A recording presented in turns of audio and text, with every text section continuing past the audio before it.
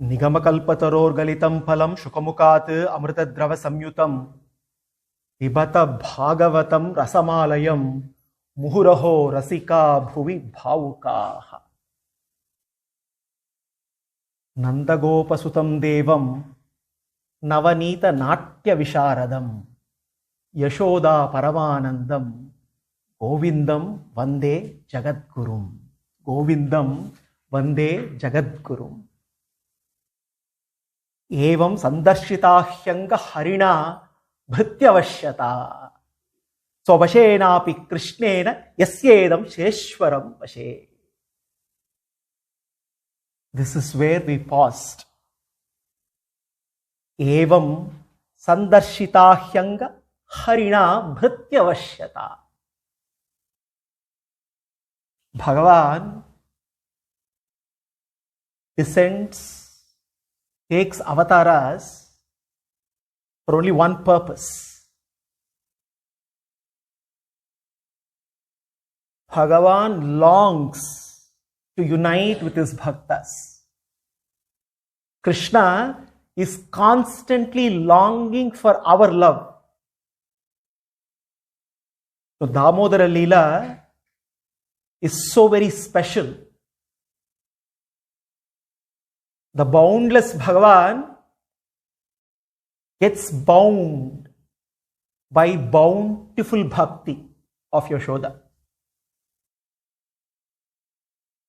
When we contemplate on Damodara Leela, when we contemplate on Krishna being tied by Yashoda Maya, the knots in our hearts and minds get untied. It is not with the length of the rope that Krishna was tied. It was with the depth of the devotion that he was tied. Evam sandarshitahyanga harina bhrityavashyata. Shuka went into a swoon. And we let Shuka and Parikshit be immersed in Krishnanubhava Damodara Leela for almost 4 weeks. Every time Shuka reflects on that Atimanusha Leela of Krishna, Krishna as Damodara, he gets into a swoon because he is unable to bear, he is unable to even think of Bhagavan being tied by lesser mortals like us. But Krishna wants to prove a point. He is Bhrityavashyata. The Supreme Controller loves to be controlled. The Supreme Controller loves to be controlled by his own bhaktas. Now, this is the beauty of Krishna Avatara. So when we contemplate that Krishna is ready to renounce even his controllership for the sake of reciprocating love with us, how cannot we love the Damodara? Now, the very contemplation on this Leela triggers, kindles unconditional love in all of us. Now, Damodara Leela is a great lesson for all of us. Continuing where we paused, there are several lessons we can learn from Mother Yashoda. Mother Yashoda is a supreme example of a quintessential bhakta. Mother Yashoda constantly teaches us, we see through Damodara Leela, how it is very important in bhakti, in devotional service. Personal endeavor is so very important. No, in everything else we can delegate. But each of us have to individually do bhakti. I cannot delegate my devotional service to somebody else. Therefore, Mother Yashoda teaches us how we must personally endeavor to do bhakti to Bhagavan. We see how she engages personally, serving Krishna, preparing butter for him. Yashoda also teaches how we must prize remembrance above everything else. Remembrance is very priceless, and the price of remembrance is remembrance. The more we try to remember Krishna, the more blissful our remembrance becomes. We see how even while churning butter, doing household work, Mother Yashoda is so very busy. Krishna ensured that she remained busy all throughout. But at the same time, she was constantly singing Krishna's glories, experiencing Krishna, his cheshtitas, composing her own songs, singing Krishna's glories all the time. She knows that remembrance of Krishna is the very prize.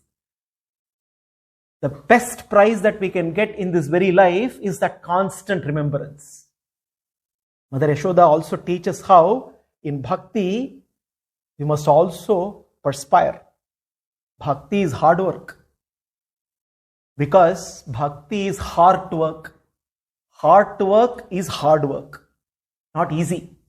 Because heart work is redirecting our heart towards Krishna. Our heart is directed towards the world. And getting this redirection of our heart towards Krishna is not easy at all. It is hard work. But the beauty is, once we start doing heart work, we can delegate the hard work to Krishna. All the Vrajavasis only do heart work, because Krishna does the hard work of stealing. Yashoda Maya does heart work. When the mind is ruling us, the work that we do is hard work, or we hardly work. There are only two possibilities. But when we surrender our mind to Krishna, that's when we start doing heart work.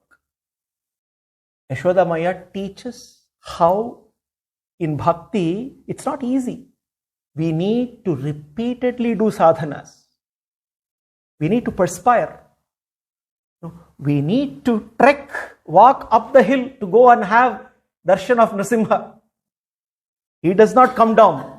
But then, once we have his darshan, then we realize every ounce of effort that we have put in is rewarded bountifully by Bhagavan. Yashoda also teaches how we must constantly pursue Krishna. We saw how Bhagavan plays a catch me if you can game with Yashoda.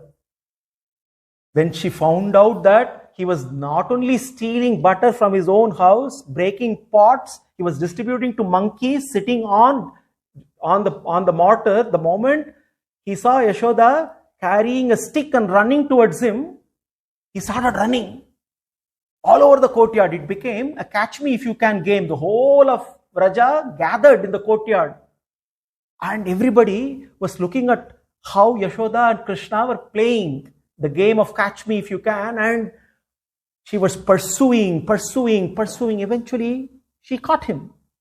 Or we should say, he allowed himself to be caught. Now, when we pursue, we must pursue.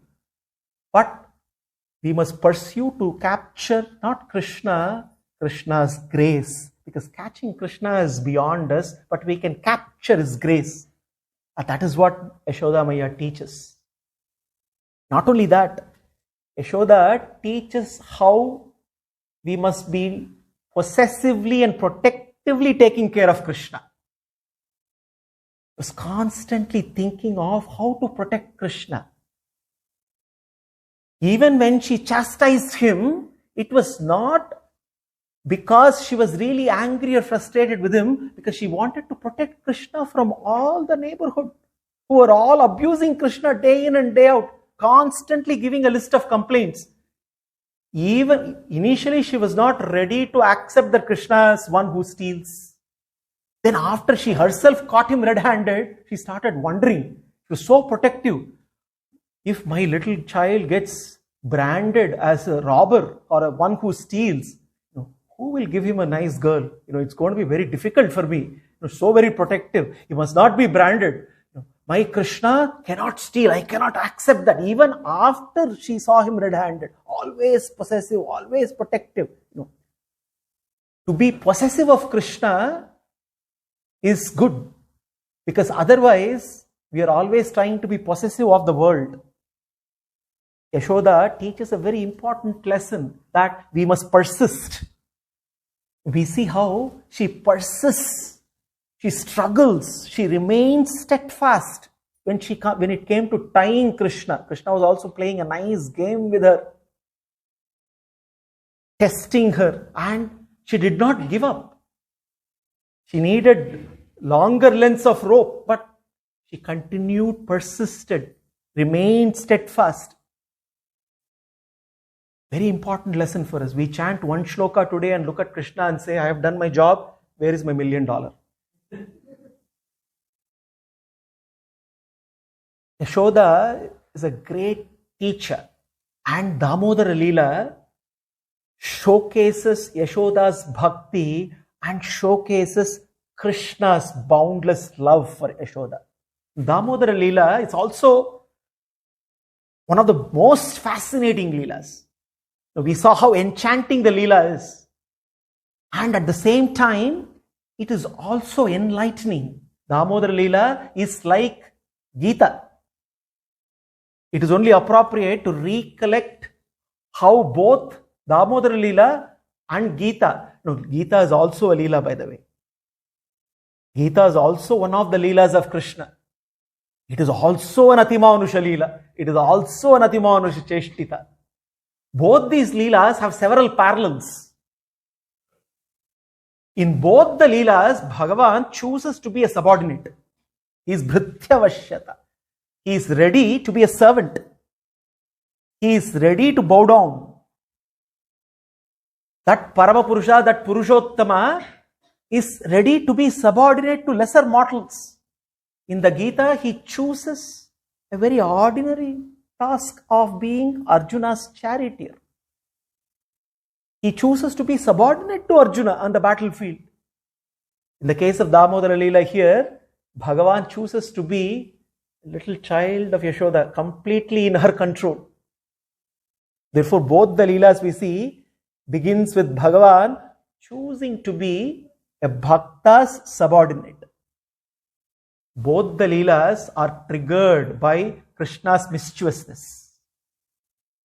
Damodara Leela, we can understand, it is triggered by Krishna's mischievousness. Krishna started breaking the pots. Krishna started throwing butter all over the house. The house was flooded with butter everywhere, and as he walked along, he started distributing butter to all the monkeys. He created massive mess. Therefore, Damodara Leela is triggered by his mischievousness. But how can we say Gita is triggered by his mischievousness? Krishna was very mischievous.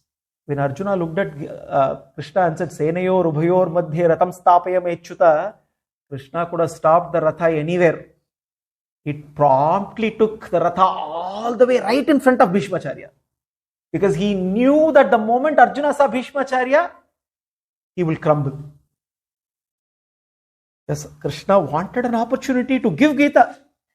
So therefore, he played a mischief, taking Arjuna all the way to the middle.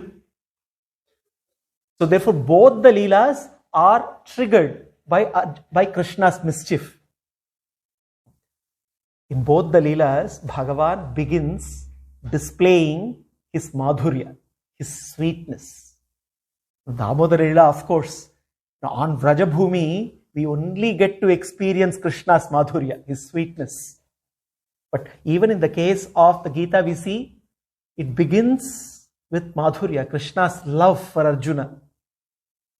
But in both the Leelas, from madhurya, Krishna proceeds to showing his aishwarya, his greatness. In the case of Gita, we know Krishna ended up showing his unbounded greatness, his supremacy, demonstrating his Vishwarupa to Arjuna. He shows his aishwarya to Arjuna. Arjuna was not ready for this. In the case of Yashoda, he did display his aishwarya, but it was very subtle, very, very subtle, very concealed. We saw how The rope was not enough at all. It was going on and on and on, increasing in length, but still Yashoda was unable to find out what was actually causing this.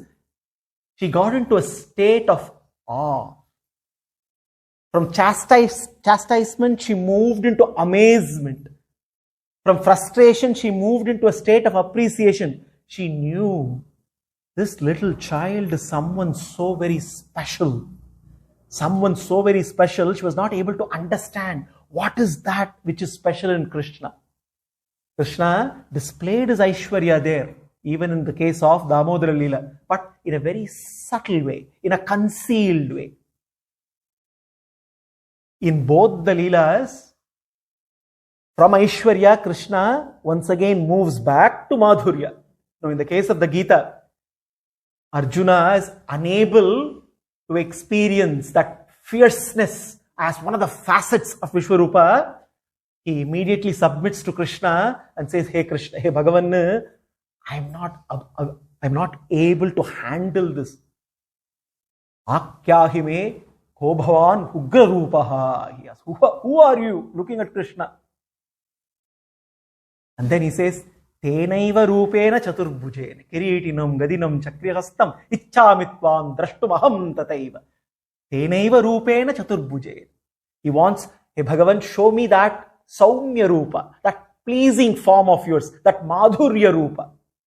And Bhagavan accedes to that request. We must understand, even in the Gita, Krishna did not exercise his godhood in getting the job done. He could have simply looked at Arjuna right at the beginning. "Hey Arjuna, I am God, do what I say." Game over. 700 shlokas are not needed to convince Arjuna, and he convinced Arjuna with love. When Gita ended, it is with love that Arjuna decided to follow Krishna's instructions, not out of fear, not because Krishna instructed him. It is purely out of love for Krishna. Therefore, even Bhagavan's Aishwarya, he exercises, he shows it only to enhance his Madhurya. His greatness is there only so that we long for his sweetness. And of course, in the case of Damodara Leela, Aishwarya proceeds to Madhurya again. Yashoda Mata she knows that this little, she cannot punish little Krishna. So therefore we see how both the Leelas have so many parallels.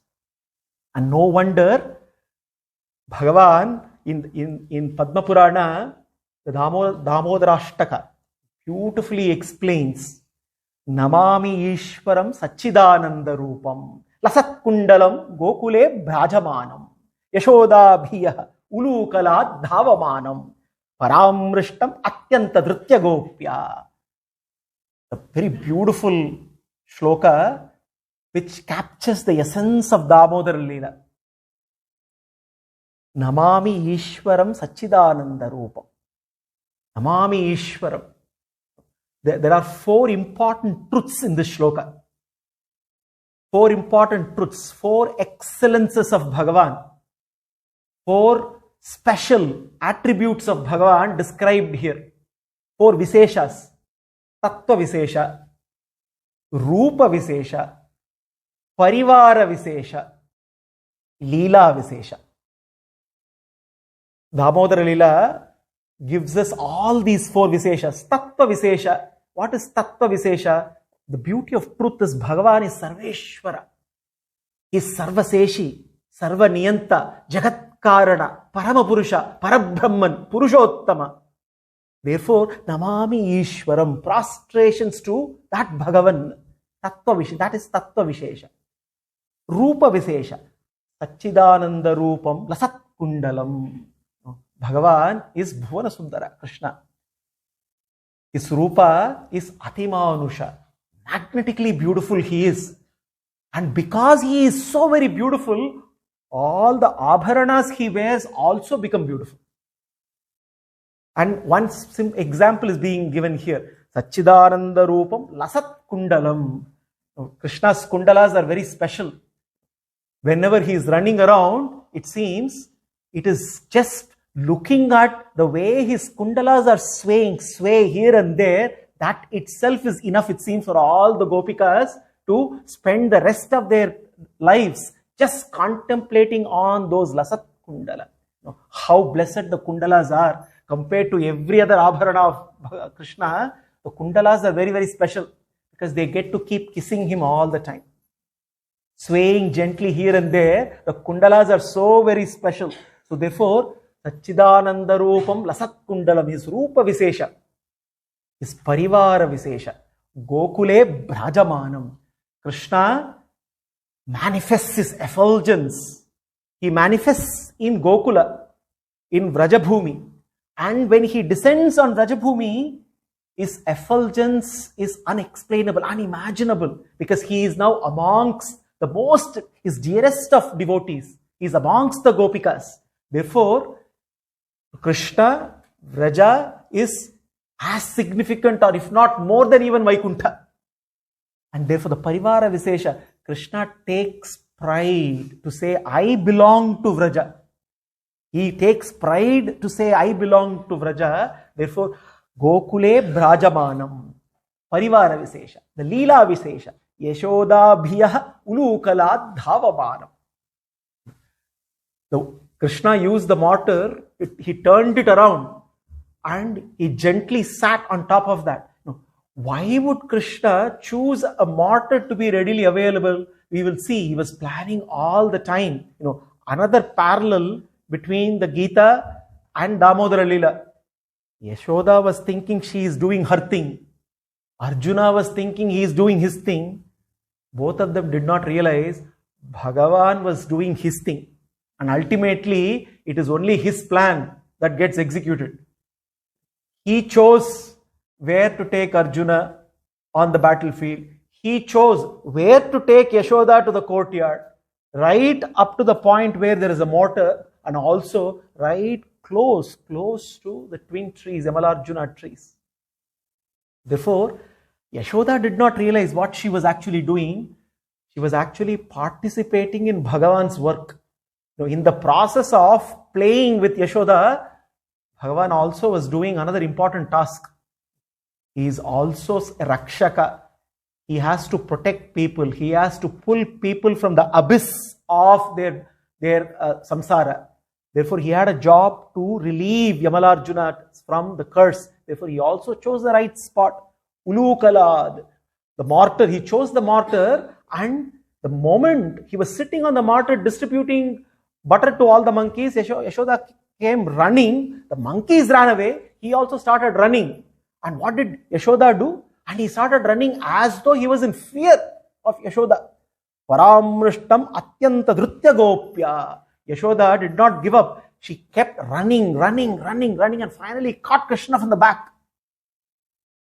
Krishna, looking at Yashoda panting after a long time, decided enough is enough and let himself to be caught. Atyanta dhrutya gopya. And what happened then? Rudantam muhurnetra yugmam mrijantam Karambhoja yugmam sathanka netram muhusvasakampa trirekanka kantastita graivam Damodaram Bhakti Bhandam. Damodaram Bhakti Bhandam. Yashoda's bhakti caught Krishna. Rudantam, Bhagavan, Krishna started crying. The moment he allowed himself to be caught by Yashoda, Krishna the prankster started his work immediately. Immediately looked at Yashoda, eyes filled with terror. Krishna can switch very, very fast. Instantaneously he can switch. He switched into a mode where it seems there was a downpour of tears. Not few drops. Downpour of tears from his eyes.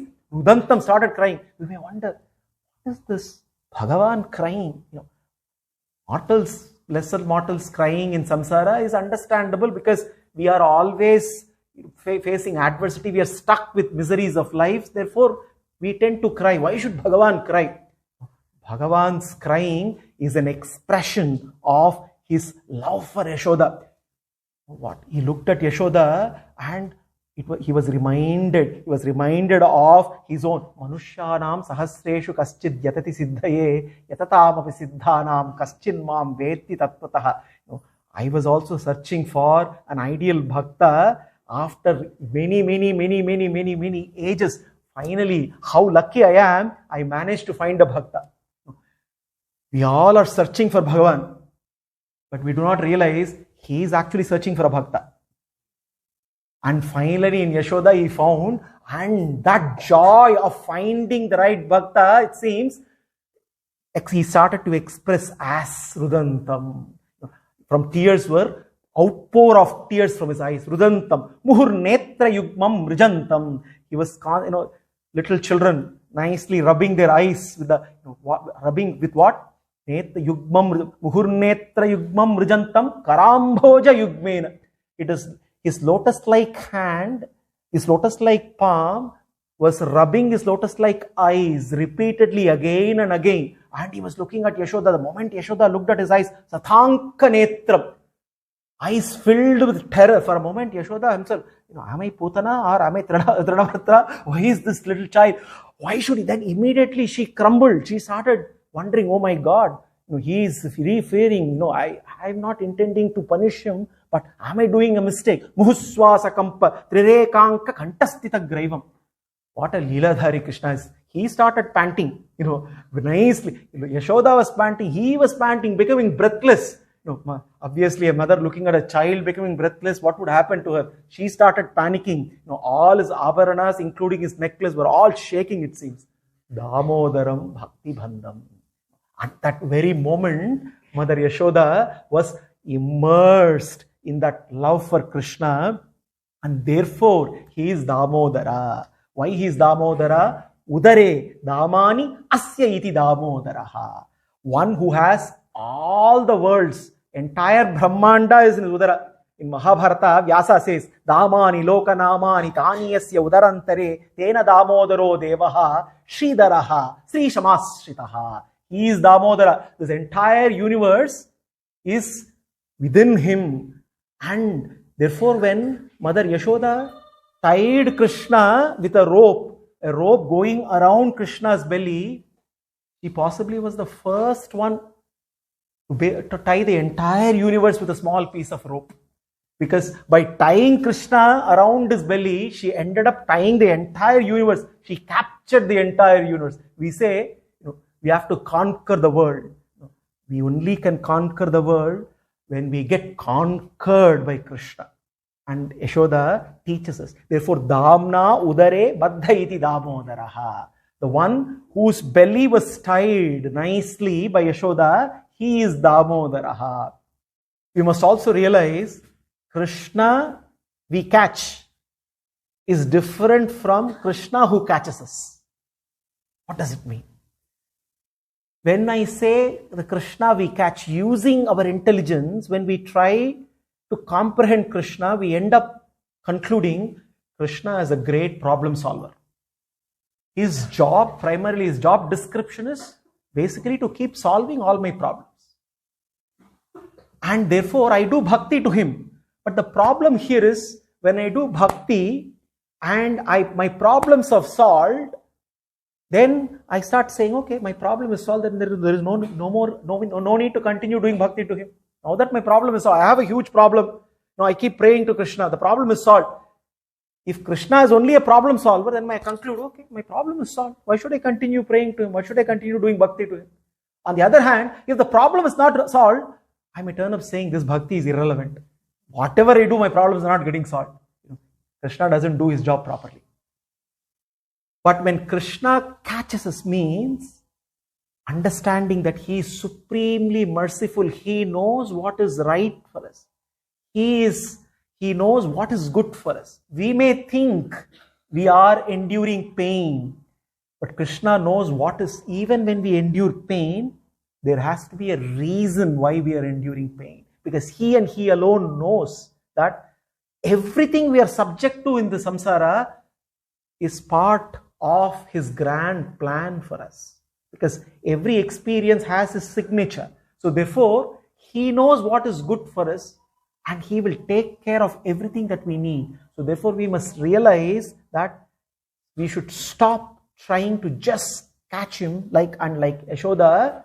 We must seek to be caught by him. This is what Shuka is saying. Dehinam gopika sutaha Jnaninam Chatma Bhutanam Yatha Bhakti Mataiha. He is only available to, he is only accessible to his devotees like Yashoda. And he is continuing to recount Damodara Leela. Damodara Leela is not yet completed. Now Krishna is bound to the mortar. Now Yashoda now has some chores to be taken care of. Again, going back to prepare whatever Krishna will need immediately. So she goes back inside the house from the courtyard.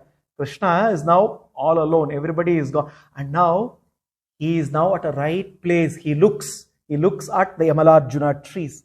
While Yashoda is busy, Krishna is right there in front of the Yamalarjuna trees, who are none other than Nalakuvara, Manigriva.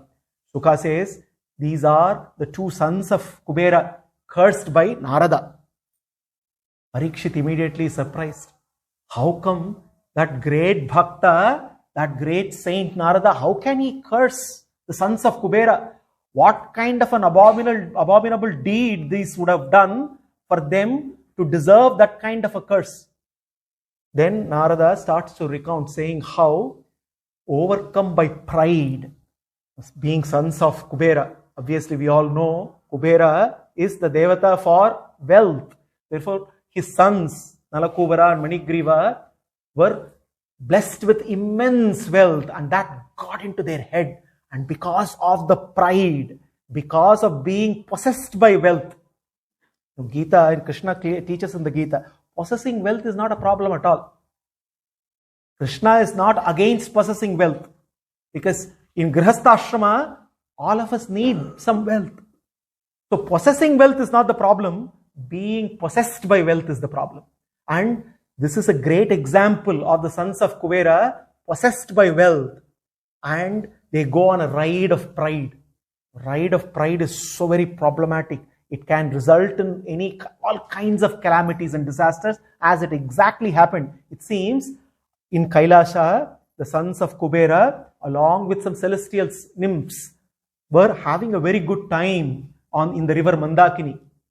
And Narada was passing by, and unmindful, without welcoming Narada, while all the celestial nymphs themselves were ashamed and they retreated, both the sons of Kubera were shamefully in front of Narada, without any clothes, not even welcoming Narada. They were in a state of intoxication. Narada was disturbed. The sons of Kubera misbehaving like this was not acceptable at all. Then and there, he curses them. When the mind is full of impurities, one gets completely carried away. And this is exactly what happened to the sons of Kubera. And Narada realizes this. Narada realizes and he says, instead of being wealthy in such manner, it is better to endure poverty, he says, asataha Śrīmadandhasya. For those who are atheistic, who do not understand reality and who are proud of their wealth, for them, daridryam paramanjanam, he says. Poverty is the best ointment, he says. Paramanjanam, ointment for the eyes. Because why? At least then they can see reality. They can see samsara for what it is. Because they are not carried away by wealth that they don't deserve. People who are atheistic don't deserve the wealth. They think the wealth is theirs without realizing nothing belongs to them. And Narada says, daridryam paramanjanam. Poverty is the best ointment for eyes. Atmaupyena bhutani daridraha paramikshate. A poverty-stricken man at least sees reality as it is. So therefore, what is important is to realize that when we think we own something, we do not own anything in this world. When we in samsara, as we keep going up, we also keep going down. Everything keeps happening simultaneously. There is this interesting story, Hitopadesha. Punar Mushiko Bhava. Punar Mushiko Bhava is a very interesting story. It seems a mouse was scared of a cat. The cat was constantly chasing it all the time. So it kept running, trying to somehow save itself. And then it saw a saint, went to a saint and said, this cat is chasing me all the time. Please help me. Turn me into a cat so that this cat will stop chasing me. The saint took pity and said, okay. He immediately used his magical powers. The mouse turned into a cat. And for a moment it was happy. Then it started looking at it. A dog was barking at it. A dog started chasing the cat. It was running. Again start coming back and came back to the saint. Do something, make me into a dog. Saint took pity and transformed it into a dog. For a moment it was so happy. It started getting chased by a tiger. And it started running. The tiger was chasing it. And then it went to the saint again and said, you have to help me, make me into a tiger. Saint said, fine. And he transformed the dog into a tiger. The moment it became a tiger, it looked at the saint and said, I am hungry, I want to eat you. Then the saint looked at it and said, Punar Mushiko Bhava. You go back, become a mouse again. You're fit only to be a mouse. The samsara is like this. We are all Punar Mushiko Bhavas. We keep taking forms, going back again, not knowing what we are chasing and who is chasing us. Somebody is chasing us all the time. We are chasing something else. And in that process, that is possibly the reason why we call life as a rat race. Punar Mushiko Bhava. We are all rats in the life race. We are all glorious rats in a race called rat race. And therefore, here Sukha is saying, it is very important to realize, unfortunately, the sons of Kubera are a great example for us. Narada looks at them, he takes pity at them. Now, Narada is offended for a while, but he takes a pity. He looks at the sorry state, the intoxicated state of the sons of Kubera. How deep one can go into the abyss of darkness of ignorance. Risher Bhagavatam Mukhyasya Satyam Kartum Vachoharihi Jagama Shanakais Tatra Yatrastam Yamalarjuna. Krishna is now right in front of the Yamalarjuna trees. He placed nicely himself in front of Yamalarjuna trees. This shows Krishna's affection for Narada. Krishna doesn't care for Yamalarjuna. He doesn't care for sons of Kubera. But he knows that Narada has given a word. Narada's Bhakta has declared that Vasudeva will come all the way. In one way, Bhagavan descended also to fulfill his Bhakta's promise, his wishes. Therefore, Satyam Kartum Vacho Harihi Risher Bhagavata Mukhyasya. Narada is such a Parama Bhagavata. Therefore, Krishna has to keep his word. Jagama Shanakais Tatra Yatrastam Yamalarjuna. He thought, although I have nothing to do with the Kubera's sons, I must fulfill the word of my dearest devotee. Then immediately what did Krishna do? He started entering the two trees. The Yamalarjuna trees were joined together and there was a gap in between. Krishna crawled through them. As he crawled through them, he was also tied to the mortar which turned crosswise and got stuck. Got stuck in between the two trees. Shuka beautifully explains. Balena niskashayatan ulukalam tat damodarena tarasotkalitangri bandhu nishpetatuhu paramavikramitapi vepa skanda pravala vitapu kritakchandau shabdau. Immediately, when he used force, the trunks, the leaves, the branches trembled, and as it was trembling, once again all the Vrajavasis came rushing. Such was the roar that was happening, and the trees fell to the ground and creating a great crash. Nanda started rushing to see what was going on. As the trees crashed, out emerged two effulgent beings. Nalakuvara, Manigriva, sons of Kubera. And they realized, they repented for the mistakes that they did, looking at Vasudeva, looking at Krishna. Tasmai tubhyam bhagavate vasudevaya vedase atmadyoto gunaischanna mahimne brahmane namaha namah paramakalyana namah paramamangala vasudevaya shantaya yadunam pataye namaha. What a glorious prayer. Namah paramakalyana. You are the very embodiment of all auspiciousness, Hey Krishna. Namah paramamangala Vasudevaya Shantaya Yadunam Pataye Namaha. Prayers by Nalakuvara and Manigriva. Hey Bhagavan, your prakriti conceals you. Bhagavat Swarupa Tirodhana Karim Viparita Jnana Janani. So Vishayayascha Bhogya Buddher Janani. Prakriti acts like a thick curtain and conceals the Swarupa of Bhagavan. Until we have that curtain of Prakriti obfuscating our vision, we cannot see Krishna. And Yamalarjuna, both the sons of Kuvera are saying that veil of Prakriti is now removed. Hey Vasudeva, we are able to now see your Divya Mangala Vigraha. Therefore, prostrations to you. We are your servants. Hey Bhagavan, no, we are servants of your servant. We are servants of Narada, because now we realize, at that time we thought he was cursing us. Now we realize it was not a curse. It was indeed a blessing. Therefore, prostrations to Narada, prostrations to you, hey Krishna. And they continue to sing the prayers. Vani gunanu kathane shravanau katayam hastau cha karmasu manastava padayornaha smrityam shirastava nivasa jagat praname drishtis satam darshanestu bhavat thanunam. Say, Vani gunanu kathane shravanam katayam. May our words from now on, they are taking a pledge, the sons of Kuvera. They are saying, from now on, may our words only describe you, hey Krishna.